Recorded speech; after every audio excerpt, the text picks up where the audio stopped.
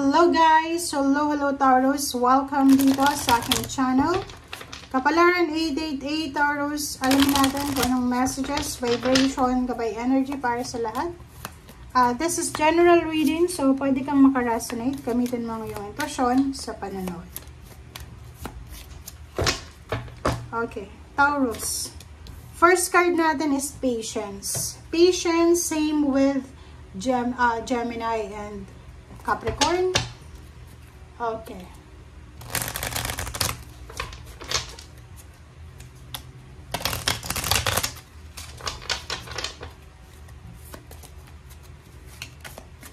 Capricorn and Taurus, pare-pareho yung message nyo, kahit yung Virgo.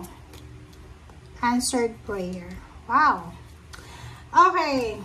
Nako, this month of May, para to sa lahat ng Taurus ha. Taurus, kinakailangan mo daw na maging mapasensya.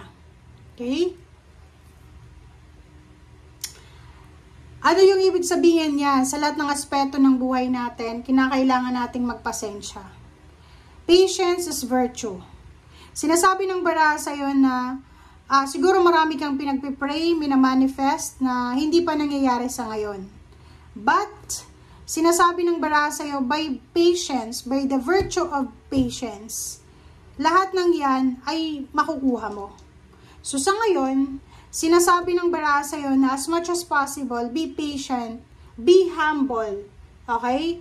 It's better to walk away, diba? Like, it's worth your peace than to explain, like, parang ganun, di ba? Nahirapan ako eh. Halimbawa, sa relationship to, unahin natin tong patience. Sa relationship, yung parang panay-away nyo ng karelasyon nyo. Tapos wala ka ng pasensya sa kanya kasi lahat ng pinoprove niya is para sa kanya. Di ba? Yung parang lahat na lang is mali ka. Di ba? So, dito, sinasabi ng bara sa'yo na be patient, Taurus. Kasi hindi lahat ng sitwasyon, lahat ng pag-aaway, competition, misunderstanding, ay deserves ng energy mo. Okay? Parang, not every situation deserves your energy, not every argument deserves your answer, parang ganon, or your voice. Not every person earns a seat at your table. Diba? Parang ganun. So, hindi lahat ng tao kailangan mong patulan. So, it's better to walk away to tolerate nonsense. Parang ganun. Kita ko sa'yo dito, masyadong dramatic yung buhay mo eh. Diba? Huwag mo i-tolerate yung mga drama na yan, disrespect or manipulation. Kasi, madidrain lang yan yung energy mo. So, kung ako sa'yo, stay away. Slowly, stay away from that specific na tao or sitwasyon. Okay? You don't need to explain kung bakit kailangan. Okay lang sabihin nila, takot yan sa akin. Okay lang, di ba?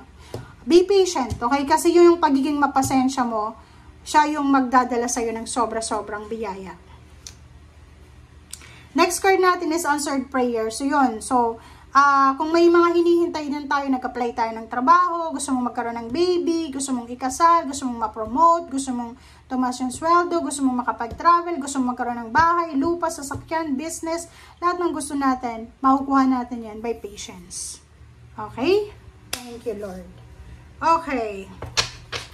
Tingnan natin sa third deck mo, Taurus.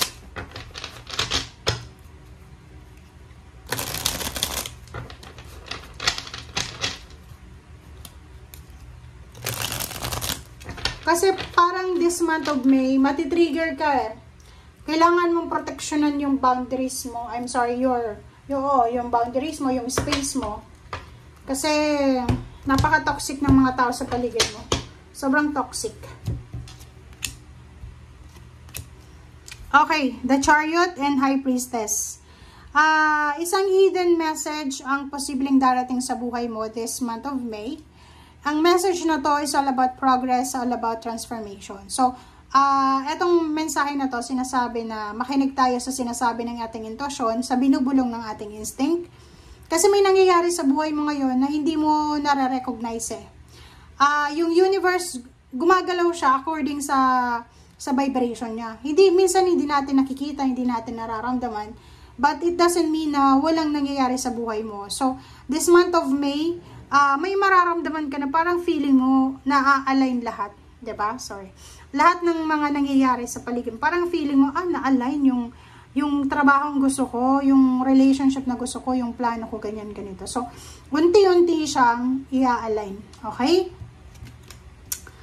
Okay. Taurus. So, dito sinasabi ng baraha Taurus na ipipresentan sa'yo ng universe ang several choices and options. So, bibigyan ka niya ng pagkakataon para makapili.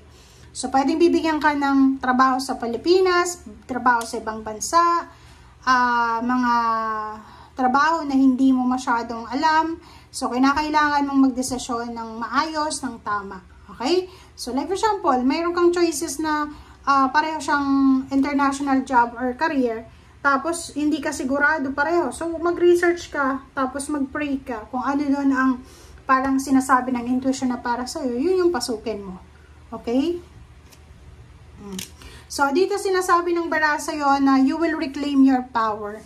'Di ba? Mas powerful ka pag patient ka. Kasi pag mapasensya or pasensyosa yung isang tao, lahat ng klase ng away, misunderstanding, gulo ay napoproteksyonan niya ang sarili niya. Lahat ng negativity, lahat ng issue, lahat ng drama, lahat ng kung ano man yan, disrespect, ay hindi niya yon makukuha. Okay?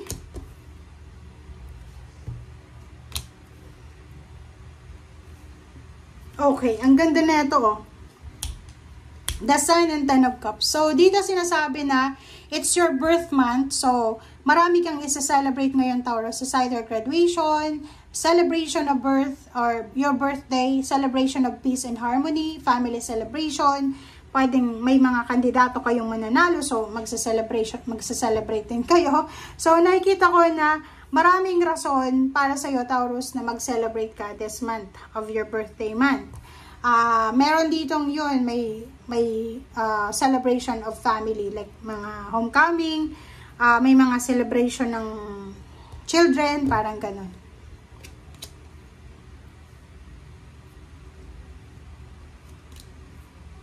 Ang ganda na ito.